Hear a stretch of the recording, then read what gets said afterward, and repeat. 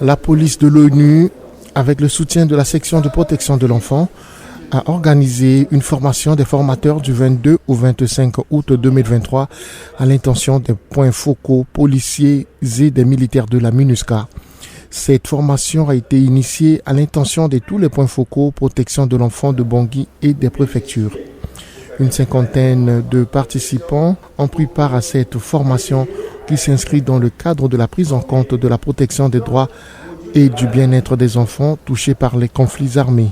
Tout ce qui a trait à une maltraitance, au travail forcé de l'enfant, les enfants placés, tout ceci devient dès lors une préoccupation pour les composants tant civiles que militaires ou policières de la mission.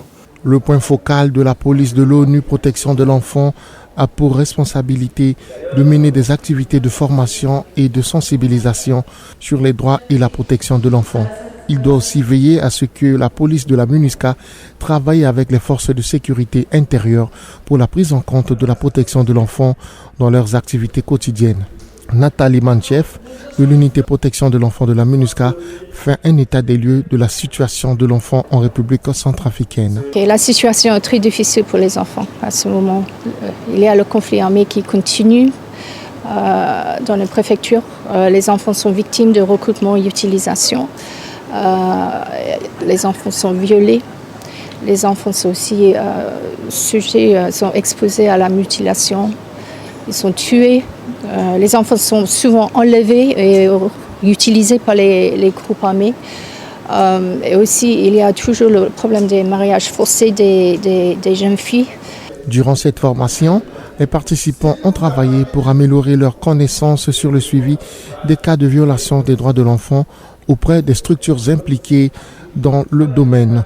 Ils ont aussi penché sur la surveillance et signalement des incidents de violation des droits de l'enfant commis, quelle que soit leur auteur. Nous avons bien appris, beaucoup appris sur ce qu'est un enfant, comment les protéger des abus qui peuvent survenir surtout en situation de conflit.